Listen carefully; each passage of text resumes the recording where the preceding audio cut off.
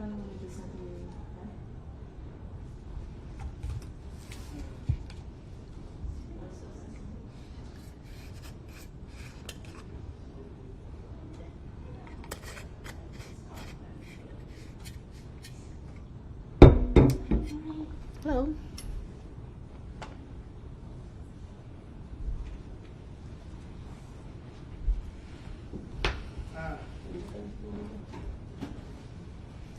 It's different now.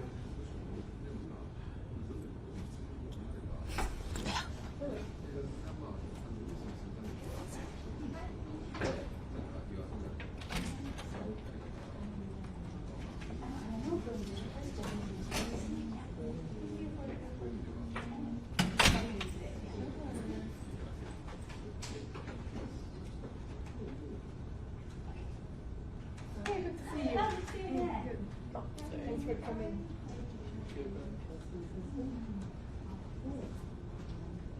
I've been here for a while and know the dogs and shit. Oh, we used to be the trenches together. Yeah. Oh, really? Been here for a long time.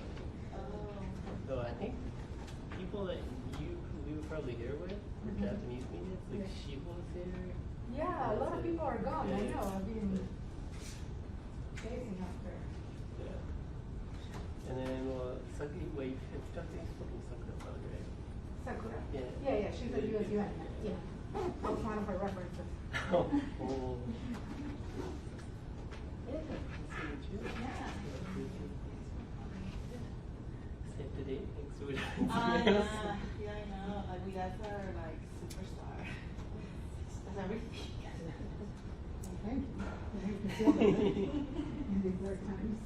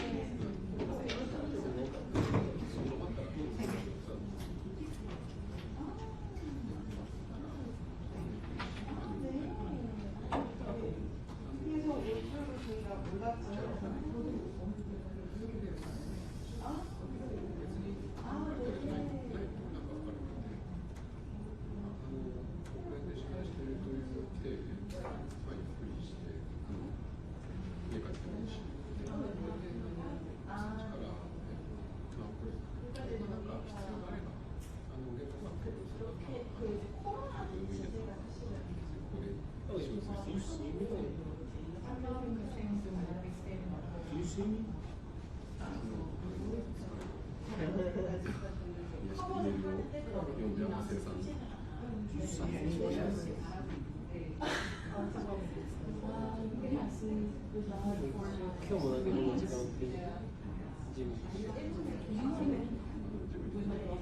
You know what? Maybe that's why. That means people probably are right. So maybe people have my name. Just maybe write in the chat, explain yourself. Hi, I'm Christina from Reuters. Yeah, So I someone knew asked but that's great. Yeah, maybe that's why. So if you're like, okay, sure. Would that be okay? So sorry to that's what I appreciate it. Yeah, this is should be fun. Even this one should be fun. Just that right there.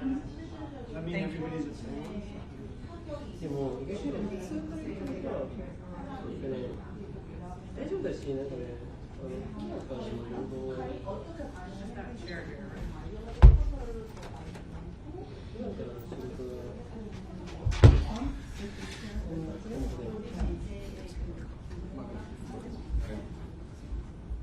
逆に知り合いとかいるのか見に行ってないから。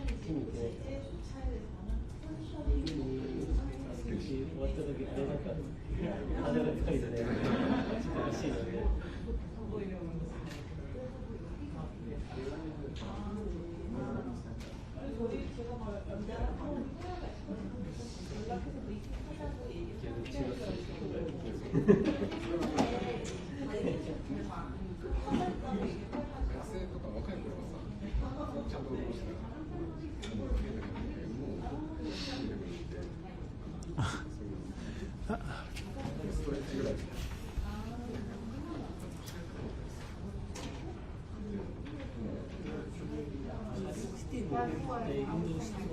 That's because you sent your paddles. yeah.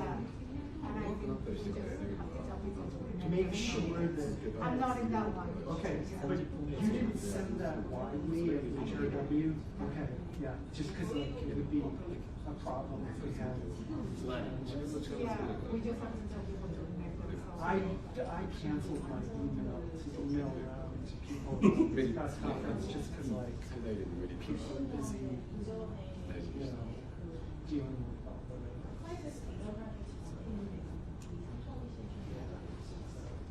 Anyway, are we good? So,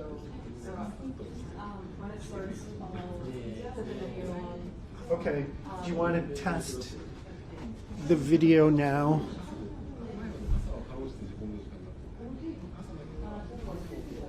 Okay, maybe, yeah, I was going to say tilt and turn maybe? Yeah, perfect. Perfect, okay.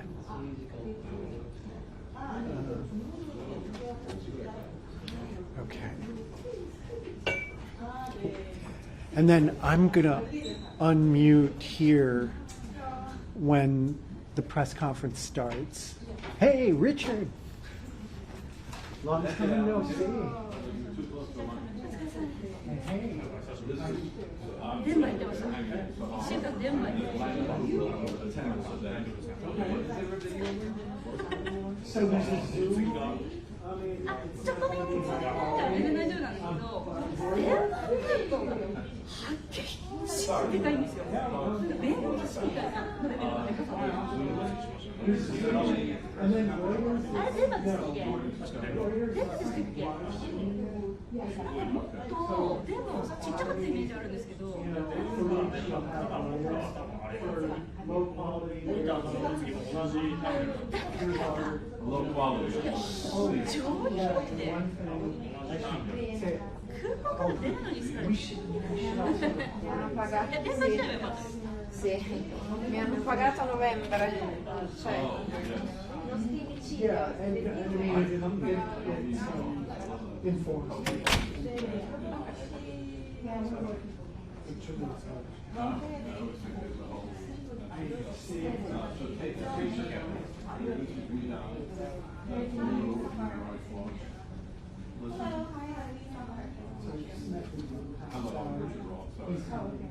He was hiking away.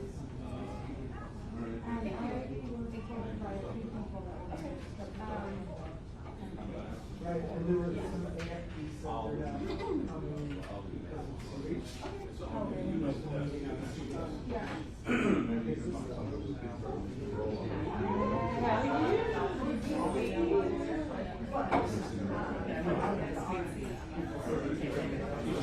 and we'll have this Zoom recording for people. So I hope you record it.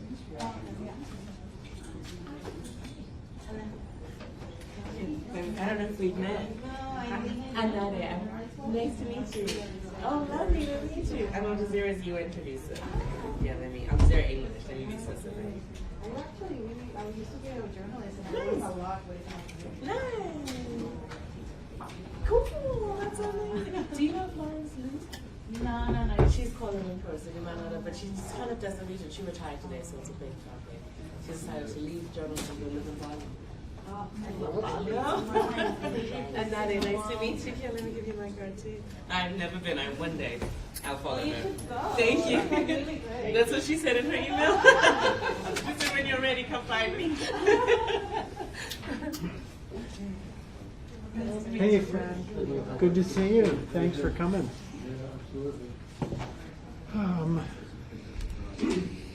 You're running the audio from here, yeah. So what I will do is the camera is about to go on.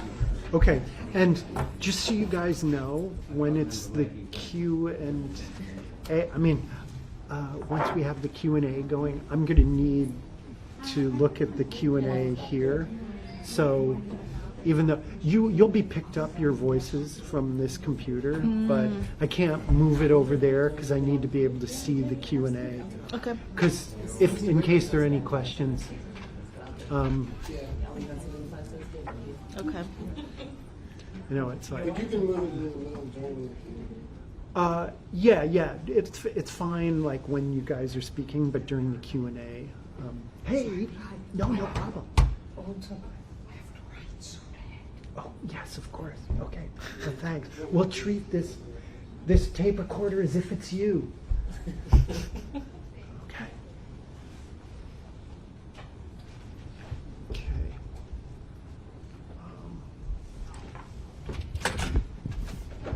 Sì.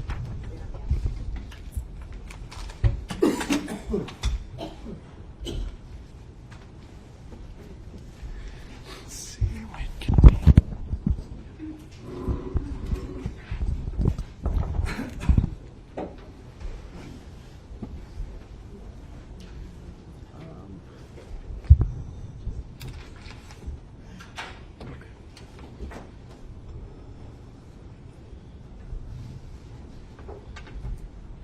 Yeah, this is a problem. Yeah, it's just way. Ah, perfect. That works. Okay, thank you.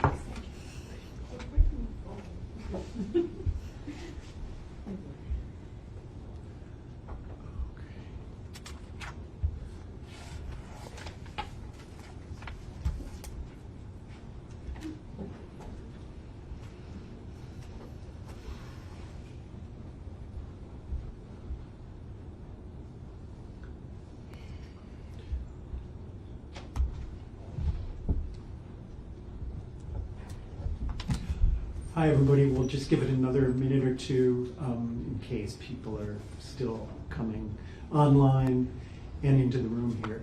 Thanks for coming. Just hold tight for a sec.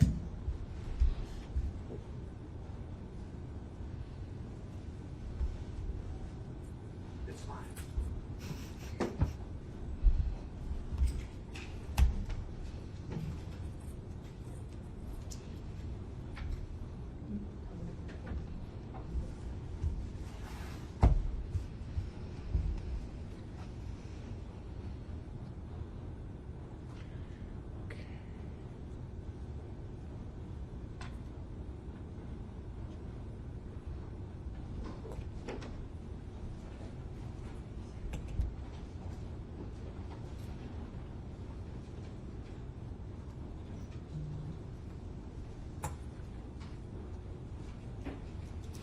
So once it goes to 4 past, I'm going to start. Okay.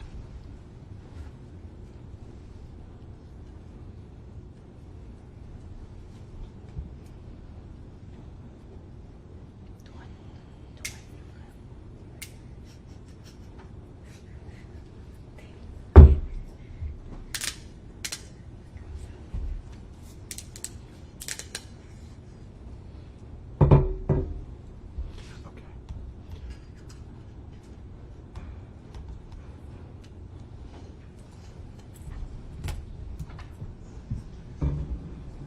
Good morning, everyone, and welcome to the UN Correspondents Association. I'm Louis Charbonneau from Human Rights Watch.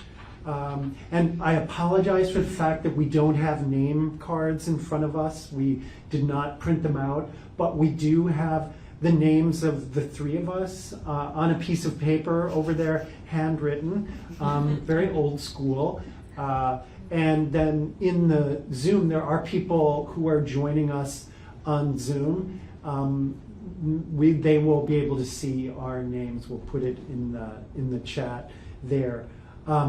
So we would like to thank the UN Correspondents Association for hosting us. We've had a long and very, we think, fruitful and powerful relationship with UNCA over the years, and this is just the latest of our press conferences. We launched our World Report for 2024 in this very room back in January.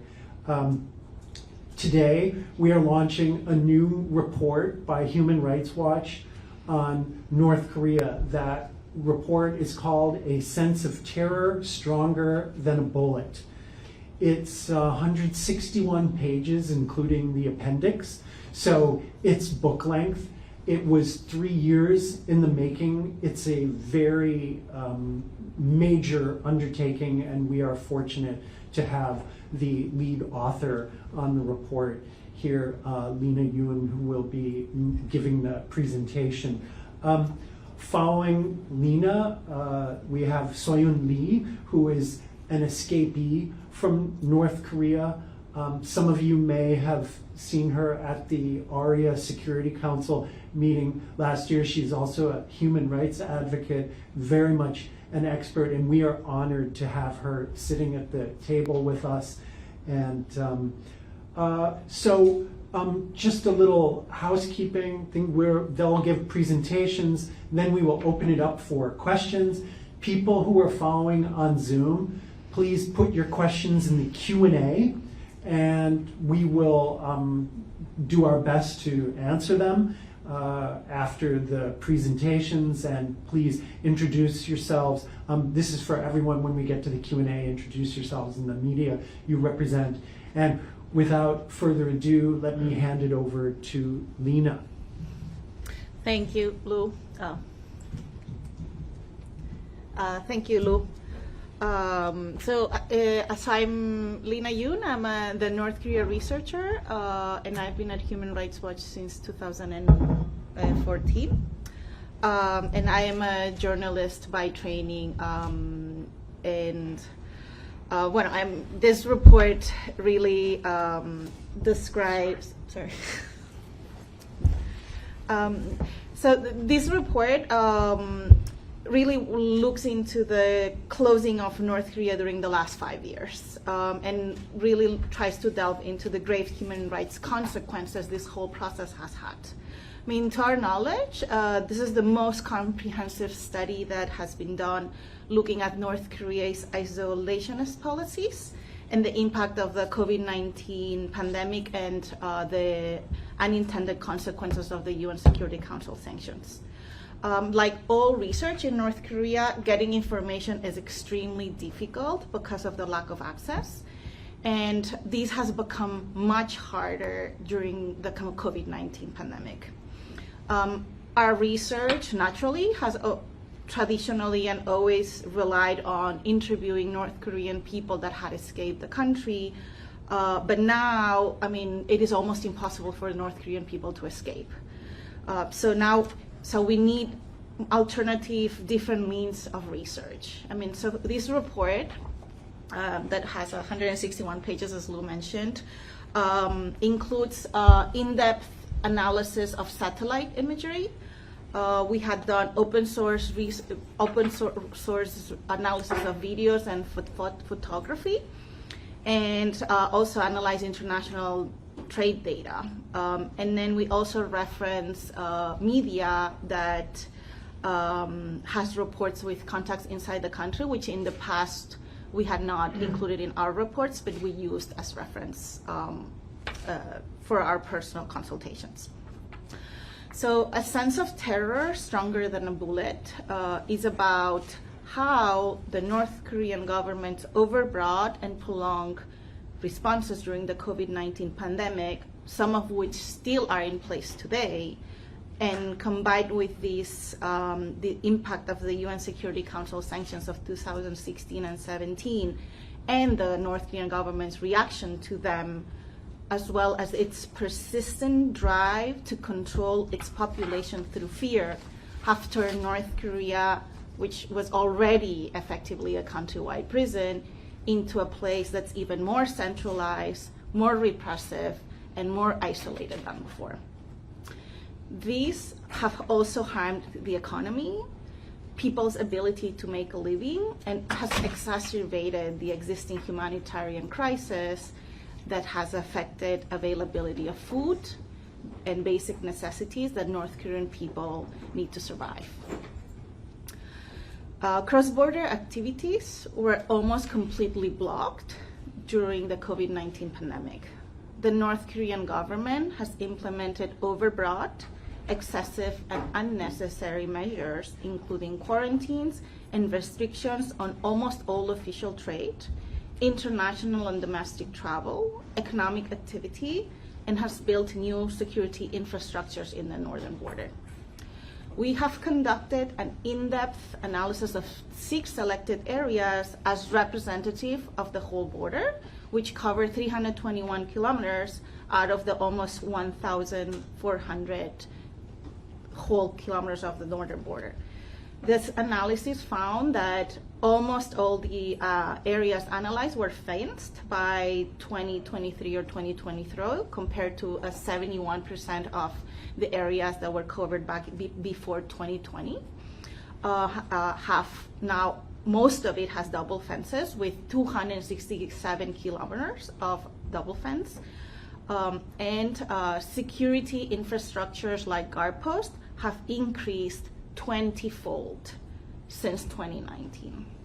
I mean, these border crackdowns, combined with the unintended and negative effects of enforcement of Security Council sanctions since late 2017, have made almost all unsanctioned domestic and international travel impossible, whether it is to conduct informal commercial activities or escape the country. A former secret police officer who left North Korea several years ago and who is in contact with relatives in the country told me life has become harder and harder every day because of COVID-19. The transportation situation was already bad, but with the COVID-19 pandemic, people are not allowed to move around, and it has become harder to talk on unsanctioned phones. There is constant surveillance of calls. Things there don't change every day, like outside of North Korea. Life was hard when I left and remains difficult. If anything, life is getting tougher and tougher, much more dreadful with the COVID-19 pandemic. Following the failed Hanoi summit of 2019, the North Korean government intensified ideological controls to prevent unrest.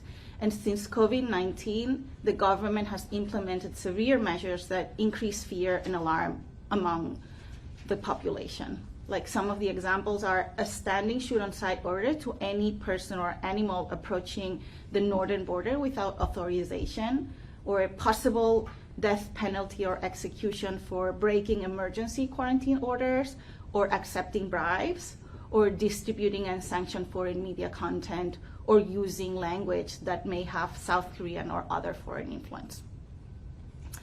A North Korean woman in contact with relatives inside North Korea told me, it is not about the fear of a wire fence. It is more the emotional environment and fear more than the actual physical barrier. My relative is scared to leave because of the creation of a social environment, a general sense of terror much stronger than a bullet or a wire fence.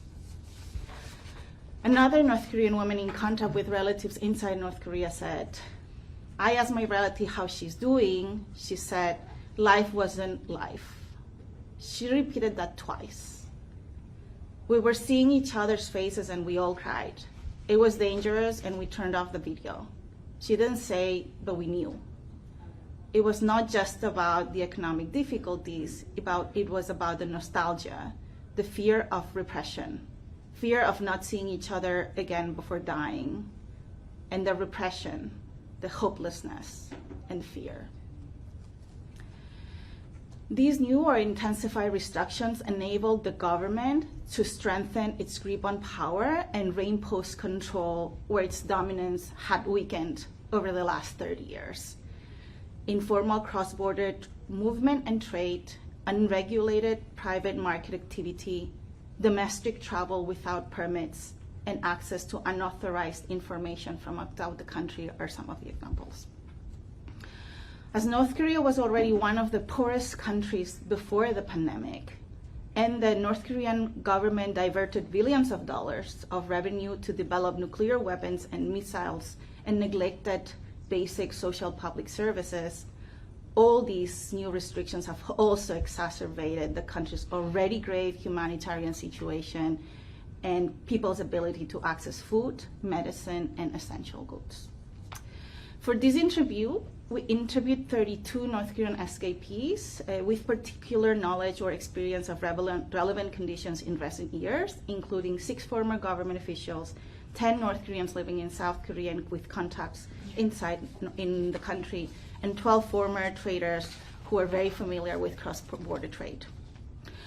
But the report also draws on almost 150 in-depth interviews that we have conducted since I joined Human Rights Watch in 2014, and many more, and I think it's over 100 that I did before I joined, when I was a journalist before.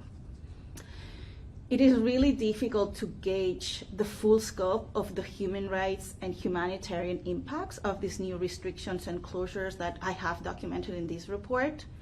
But what is clear is that these people in North Korea are now almost entirely cut off from the rest of the world. They're enduring horrific right violations and a calamitous humanitarian situation with no end in sight. What's the bottom line here? This increasing grave human rights situation and humanitarian and economic crisis in North Korea really calls for greater scrutiny by the international community. And UN member states need to urgently consider steps to address this isolation and the impact it has on the population. UN members with diplomatic relations in North Korea should re-engage with North Korea, offer direct talks to North Korea, and encourage the North Korean government to repeal these excessive COVID-19 related measures and allow urgently monitored emergency health and humanitarian back into the country. The UN Security Council should also meet and debate North Korean human rights as well, as many times as possible this year, whether it's through official debates or whether it's through unofficial debates, on whether it's during security-related discussions. Human rights cannot be ignored. We are also calling on the international community should also be supporting efforts to strengthen international judicial accountability work that's being done to increase the cost of the violations that are happening in North Korea. I think that's it. Well, thank you, everyone. Thanks. And now, would you like to introduce Soyun? So we have Soyun here. She's a North Korean escapee. She's come from Pyongyang, and she escaped the country in 2014. She's going to share a little bit about her story. Hi, good afternoon, good morning. Thank you for joining us today and having me. So obviously I left North Korea before the pandemic, so the situation within the country might be different from what I knew and experienced, but I firmly believe there are many aspects that has not changed over time. So North Korean people, this is the fact that still face a reality that feels like living in a prison where human rights and freedom are virtually non-existent. So even though I was born and raised in Pyongyang, a city many North Koreans dream of living in, my life was nothing like the lives of any people like sitting here in this room. So I can define my life in North Korea was like was by constant brainwashing and compliance. So from an early age, including myself, all the North Korean kids learn to say thank you, dear leader, before even knowing how to thank their own parents. So in North Korea, students are far more than just learners. So, I mean, here, when we go to school, we normally expect to learn those like sciences and then mathematics and the languages. But in North Korea, the education is a tool to uphold and support the Kim regime's power. So I would say students are learning those languages to learn the ideologies of the regime and then equip themselves those mentally ready to support the regime, but at the same time we are kind of manipulated and exploited with the forced labors and mobilizations. So for example, each spring and autumn, students were sent to the rural areas for about like 20 days at a time to support the agricultural work. And national holidays also, I mean, normally when there is a like big anniversaries of those national holidays, we are mobilized for those events as a staff. So in the first year of my college at Kim Il-sung University, I participated the marching as one of the staff, like holding the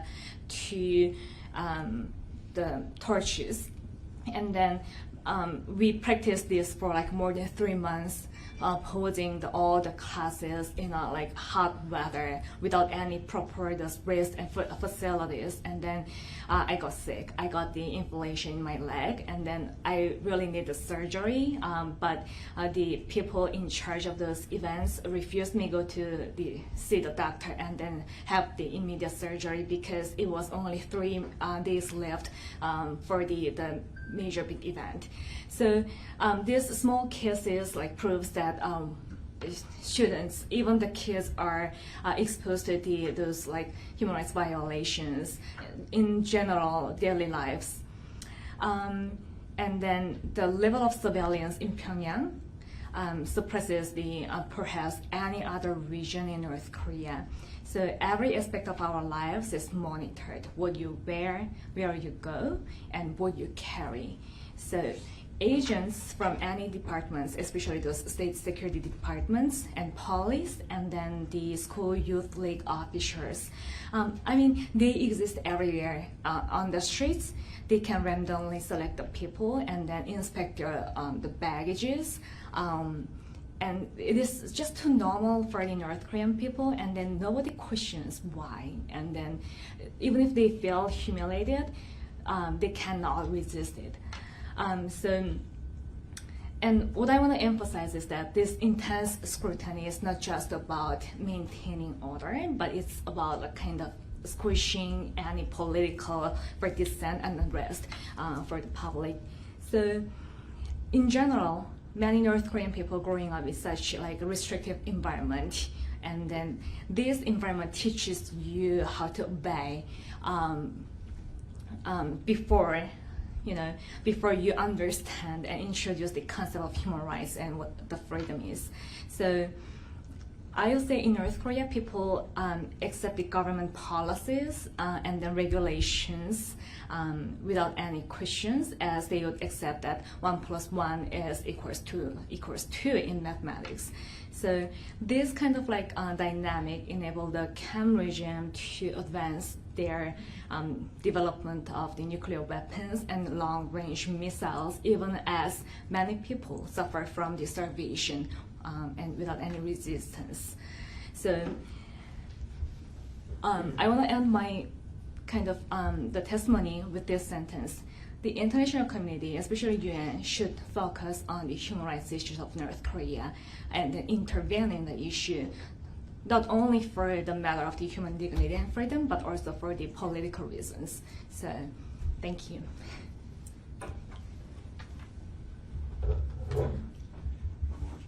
Thank you both. We'll now open it up for questions. So for those who are following on Zoom, please post questions in the Q&A and identify yourself. And for those in the room, also identify yourselves. And let's open it up now.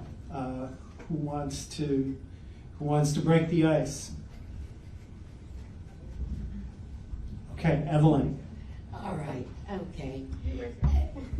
Could you kindly tell us how you got out, how you escaped?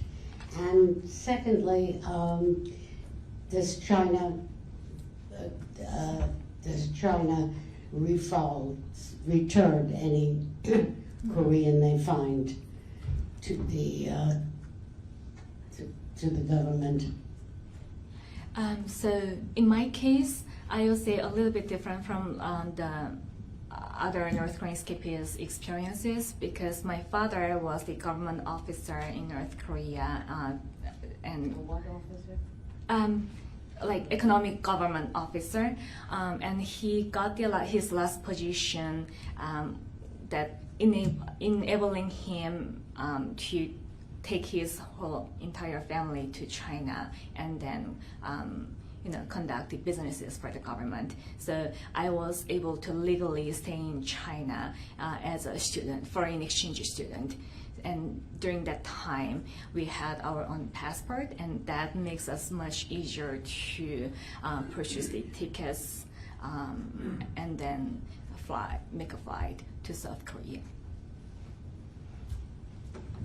Can I ask, you mentioned obviously that your experience might not reflect reality in North Korea right now, but how much communication do you have with friends or family in North Korea, and what have they told you about the difference between what you experience and what's happening now? So I knew many of the North Korean escapees have the direct contact with the people inside of North Korea, but it is almost impossible to have the direct contact with the people in the Pyongyang. I assume that many people who have the direct contact from the border areas. So, and for this sake of their security, it is better not to directly contact them for me, since it's just adds more risk to their daily lives. But the lives, as one of the testimony mentioned, that the life is getting worse and worse and harsher and harsher.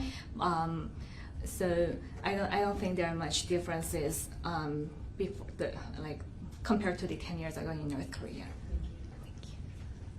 Maybe I'll just add. Yeah. So I think Evelyn mentioned asked about China's forced repatriations of North Koreans. So when North Koreans are living in China without passports or without visas, they will be considered economic migrants. They will be detained and they will be sent back to North Korea.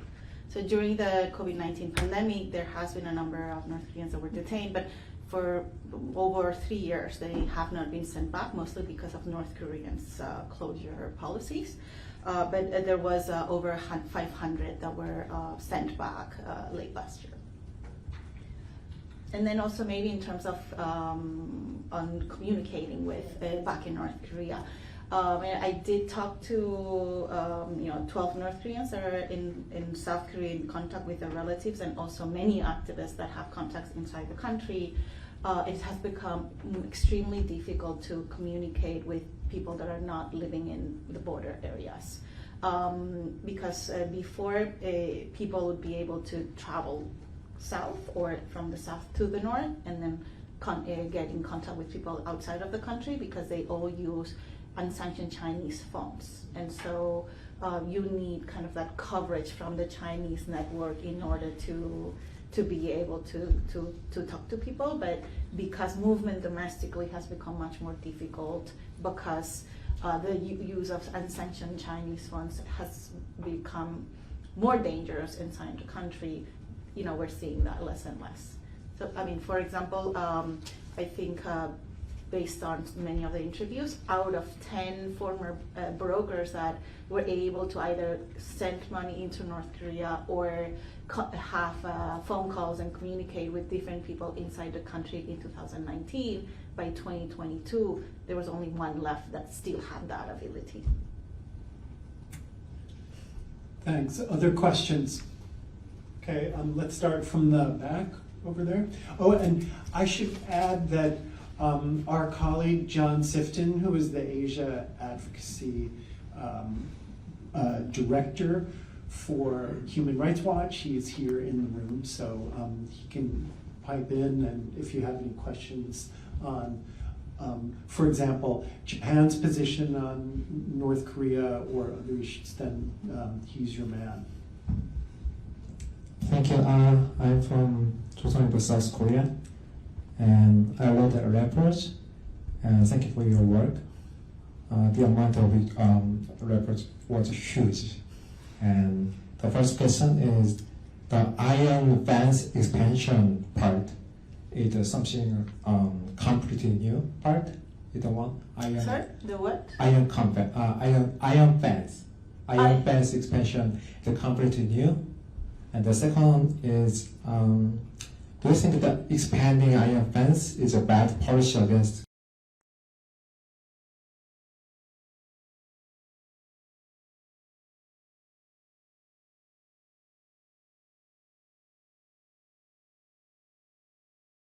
19, and those set up at some point between 2012 and 2015-16 when Kim Jong-un got in power, and he has stipulated that North Korean SKPs were not as enemies of the state, and he was starting to try to block the North Koreans that were able to leave the country. I mean, of course, like the numbers that are arriving to South Korea are not really representatives of this number, but I think as a general reference, it's good to know that in 2011, 3,000 North Koreans arrived to South Korea, and the following year that drops to half of it, right? So between 2019, 2020, and 2022 and 2023, more or less, there is this massive expansion of fences. I think there's like more than, within the areas that we analyzed in the 321 kilometers, there was at least like new, there were 500 kilometers of new fencing, right? And so, but these fences are established with the pretext of protecting against COVID, and most probably in the early days of the COVID-19 pandemic, North Korea did close the country very quickly because they are aware of how weak their health system is and how dangerous contagious diseases can be within the North Korean system.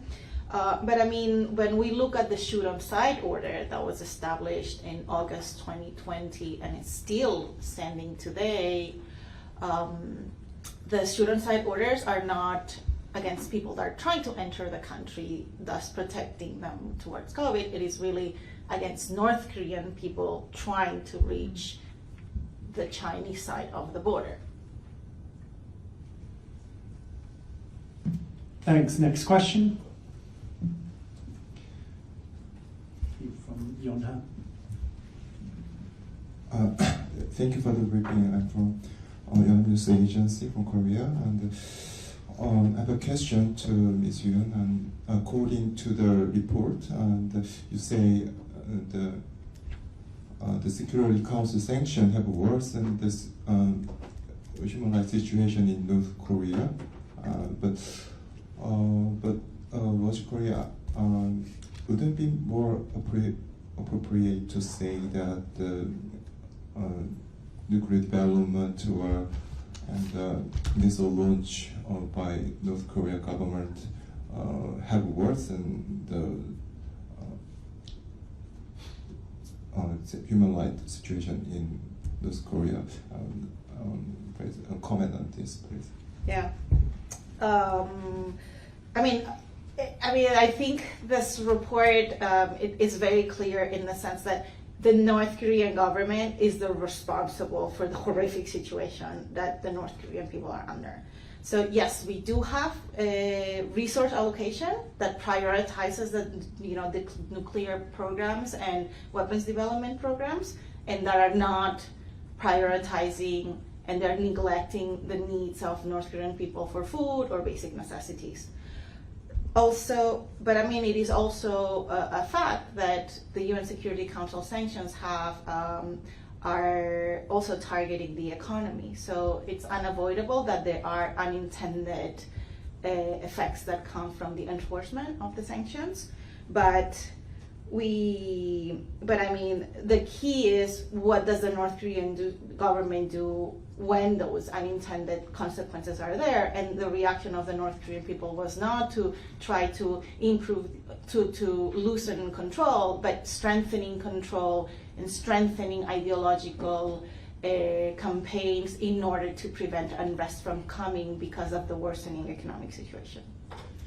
Yeah, and maybe I would add that there's, as Lena said, the North Korean government is the responsible one, but sanctions obviously create a certain environment, and if that environment, if the imports of food into North Korea are going down, then there's less to allocate in an uneven, unfair, horribly unequal distribution system.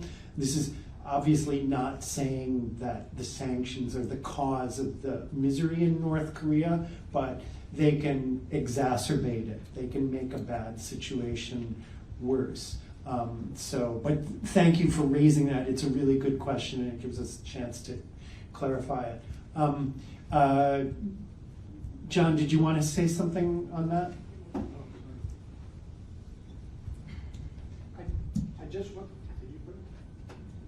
I just wanted to clarify that absolutely the focus of this report, the bulk of this report and the methodology used focuses on the impacts of Kim Jong-un's decision to seal the border in the beginning of 2020. So I just want to be crystal clear that although we mention the possible unintended consequences of newer sanctions in 2016 and 2017, this is not at all the bulk of the causality, the causes of the decreases in imports of essential goods and food into North Korea. Absolutely the first and foremost cause of that was Kim Jong-un's decisions about sealing the border, some of which predated the COVID pandemic, but then really accelerated, as the methodology shows, from before and after photographs of satellite imagery, just in a dramatic escalation of border fencing and orders to shoot on sight, and also just preventing goods from coming or going, people from going through China and bringing back goods, all of that shut down. And that is the primary cause of the humanitarian impacts that we are documenting in this report, and they come after 2020, or after the beginning of 2020, just to clarify. And it's worth noting, too, that all sanctions regimes have humanitarian exemption policies, and part of the review that we're calling for of sanctions is to make sure, I would recommend that they make sure that these humanitarian exemption policies are being taken advantage of, looking at issues of overcompliance, making sure that governments and financial institutions aren't going too far in a way that undermines the humanitarian situation, makes a very bad situation worse. So next question, we're done? Yeah. Hi, I'm Ayano Yamakoshi from DD Press, Japanese news agency. I have a question for Ms. Yun. So in your recommendation, you said Security Council should hold a meeting on human rights in the DPRK as much as possible. But China and Russia has been opposed it to hold such a meeting, because they say Security Council is not the place to discuss about human rights. So what's your comment? What's your comment, or what's your opinion on their thoughts? Thank you. We have had many discussions on the human rights situation in North Korea as a threat to international peace and security. So it's perfectly something that's done in the past, and it's doable. But when we think of the weapons development program or the nuclear program in North Korea, it's really important to kind of be thinking of how these are two sides of the same coin. The North Korean government is able to develop these programs and allocate its resources into that sector because of the repressive system that exists in North Korea. Without the totalitarian system that North Korea has, the nuclear program cannot exist. And I'd like to add that the Security Council, it's a false complaint that the Security Council should not be discussing human rights. The fact is, human rights are at the center of most, if not all, of the issues that the Security Council is dealing with. Hundreds of human rights officers that are part of the missions that the Security Council has mandated. Russia and China they will raise issues, particularly I think Russia talking about human rights from its perspective in Ukraine. They're happy to talk about it when it suits their interests. So there's a bit of a selectivity in their approach to this, that they'll talk about human rights on certain issues, but not on others. The fact is, it's a part of their work, and we often see the representatives of the Office of the High Commissioner for Human Rights, including the High Commissioner himself, addressing the Security Council. So that's a bogus problem. We have seen that Russia and China have worked hard in the UN's Budget Committee, the Fifth Committee, to undermine human rights investigations, whether it's related to North Korea, Iran, Syria, so many issues, but fortunately they haven't had as much success as they'd like. But right, this is an issue that is really a bogus complaint.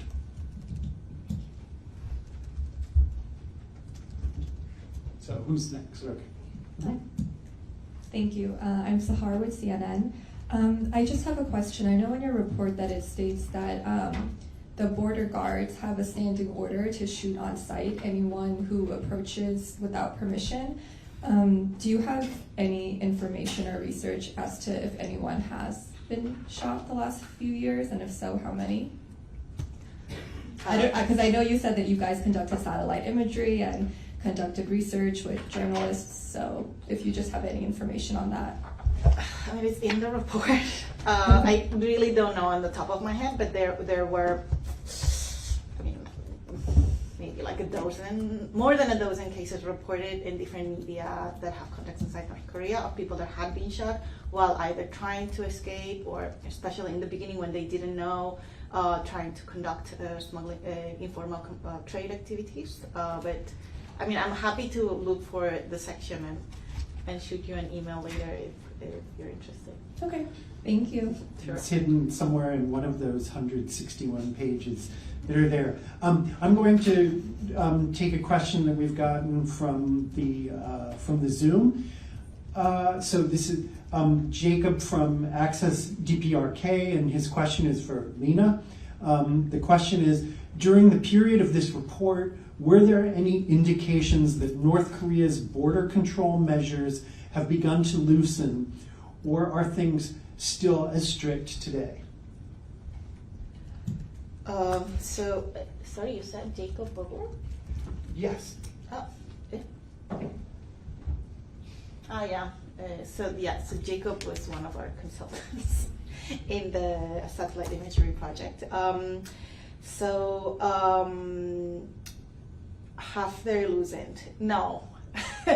Our report covers 2018 until September 2023. So, I mean, all the most recent developments that have been happening since then, we haven't really incorporated in the report. But until the period I covered, I didn't see any sense that the controls were loosening, and if anything, my feeling is that they're very solidly in place.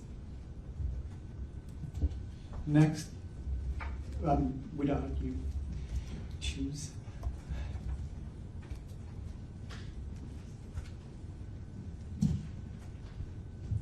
Thank you for the briefing. So my name is Yu from Kyoto News Japanese Media. So I have follow-up question about the development of nuclear and missile program.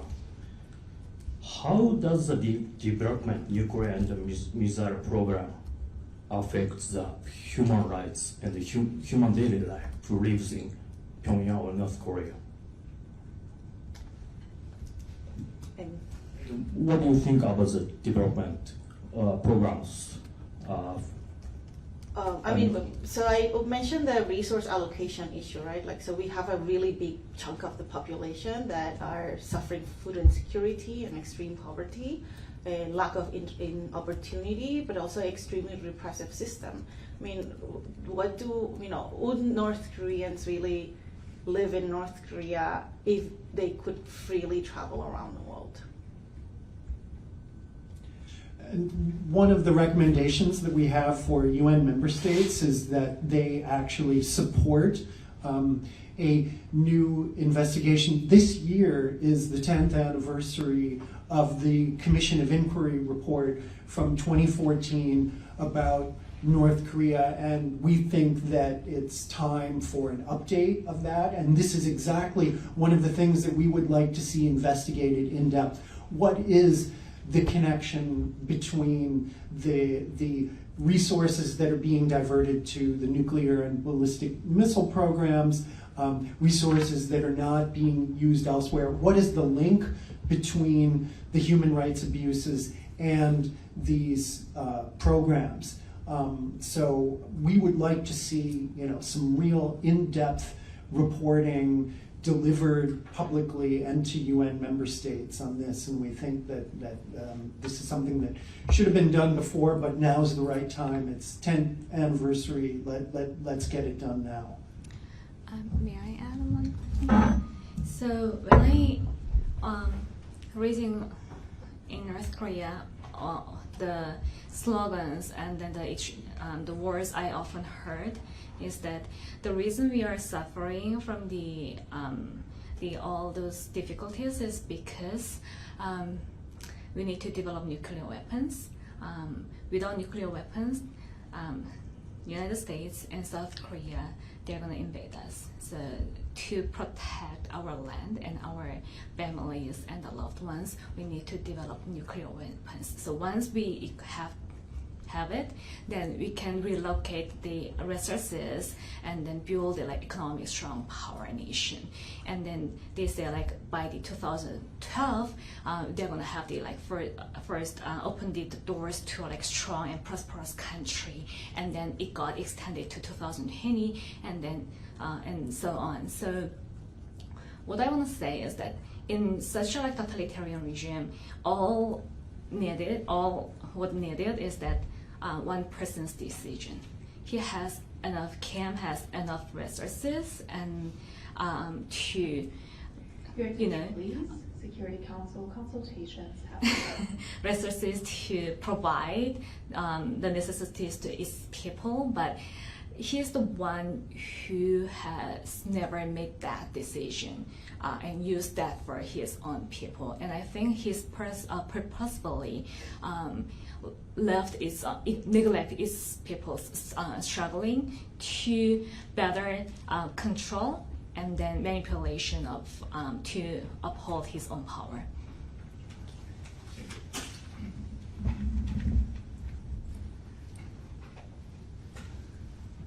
Sorry, next question, anyone?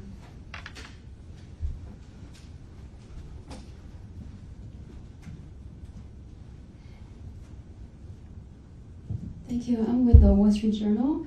You mentioned in your report that some Chinese diplomats have visited North Korea last year. I was wondering if this is a sign that things, pre-COVID kind of economic activities may be able to, resume this year. Or my second question is, how do you comment on China's position on the humanitarian crisis in North Korea? Thank you. So I haven't included any of that in the report.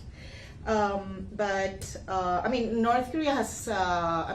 North Korea has for a long time relied almost solely on China, and since late last year, and we haven't included that on the report again.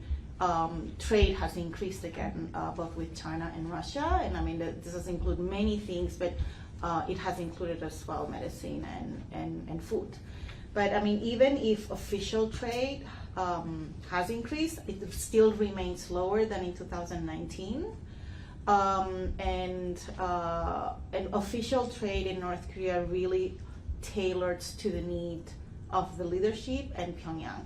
So while increase in trade and some partial reopening to certain states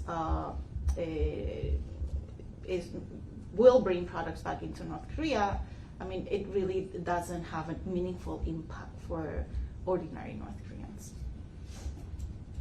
One point that I'd like to make, going back to one of the earlier questions that our colleague John pointed out, is the many opportunities that we will have this year to discuss human rights in North Korea. I mean, it can happen anytime, right?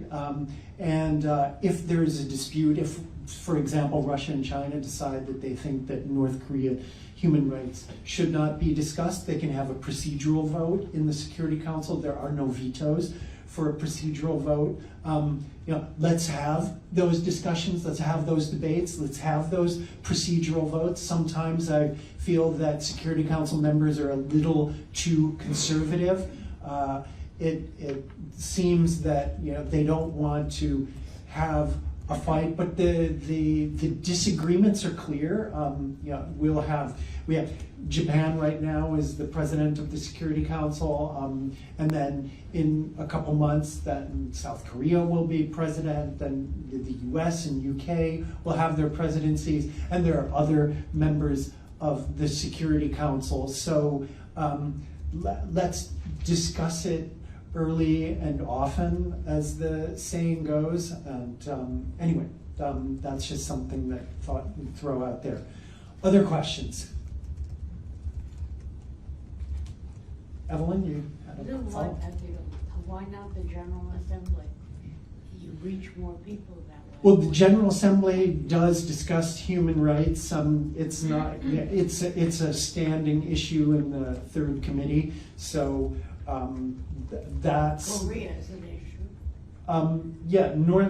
The situation of human rights in North Korea is a standing third committee General Assembly issue, which is good, but there's a lot that could be added to that third committee resolution. We've been a little, again, they're very conservative, often don't want to change language that's carried over from year to year, but I think my colleague John would like to make a point. On the UN, procedure, there was a question earlier about linking human rights with, there's a question about linking human rights issues with the nuclear program. We are currently trying to get the UN Human Rights Council, which is not here but in Geneva, to pass a resolution that would request a follow-up report on the Commission of Inquiry, and that would include this as a topic, a link between human rights and nuclear program. But if that doesn't work, or if that report is not forthcoming quickly, that doesn't mean the bodies here in New York at the UN can't act. The UN Security Council members could request a report from the UN Secretary General. They could request a report from all relevant bodies, or a briefing in any UN Security Council debate about the linkages. And they could ask relevant agencies in the UN to prepare reporting on these linkages. They could also, they could pass a resolution, but because of the China and Russia veto, that's not going to happen. But the UN General Assembly, in its next resolution on North Korea, could pass a resolution requesting that reporting as well, for themselves or for other groups. Or you could write a letter, or members could write a letter to the Secretary General asking for him to compile reporting from UN agencies. There are many other ways.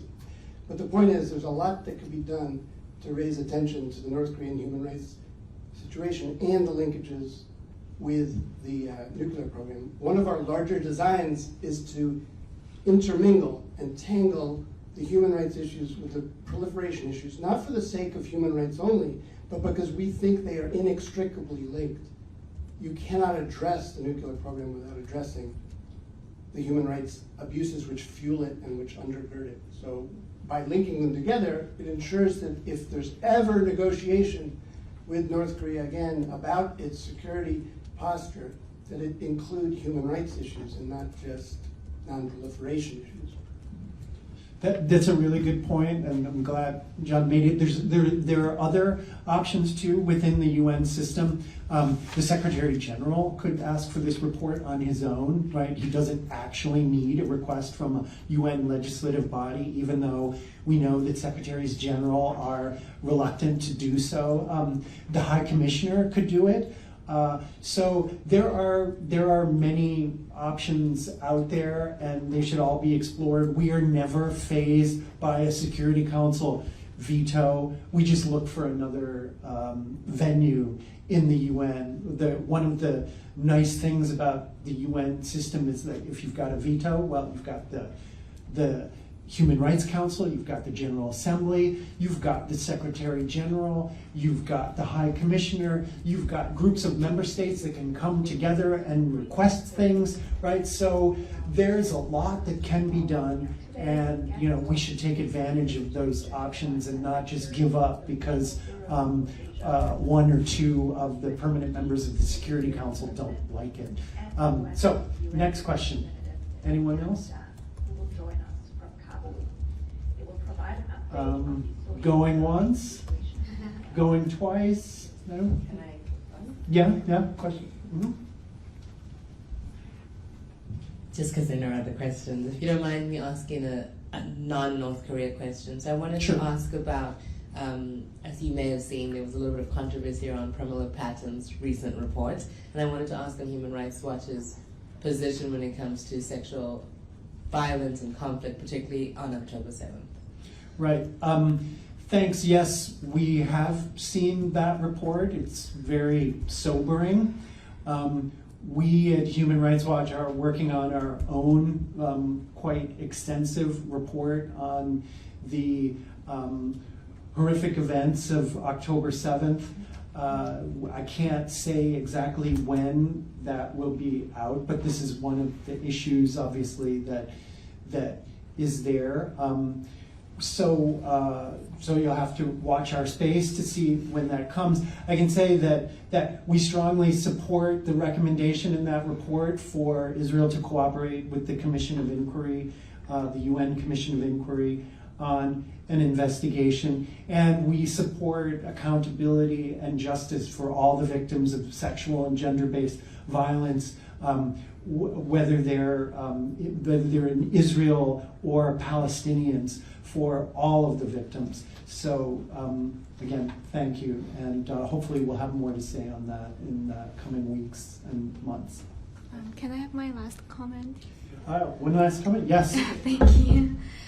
So thank you for your question about the sanctions. I think sanctions are essential, it's necessary, and it's important because it is signals to the Kim that he is responsible and there will be consequences for his actions. What we must do is that constantly monitor and update the existing sanctions to close any loopholes that might allow those invasions. And additionally, this information should be widely disseminated in and out of the country so that the people inside North Korea and the international community are aware of the implications of the North Korean nuclear weaponries. And the last thing, you've asked the China and the Russia's veto power. Every time China and Russia veto actions on the North Korean human rights issues, it only highlights that how similar their country on policies might be to the North Korea. So yeah, that's gonna be my last comment. Thank you. Maybe we clarify we don't have a position on Sorry? No, I was saying maybe we should clarify that HRW doesn't have a position on sanctions. I'm saying on economic sanctions for security. Yeah, I think we're good. So yeah, if anyone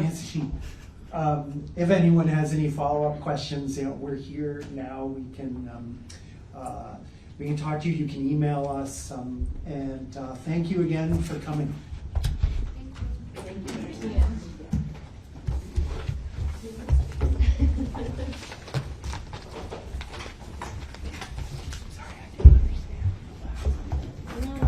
Maybe we should have clarified that because the HRW doesn't have a position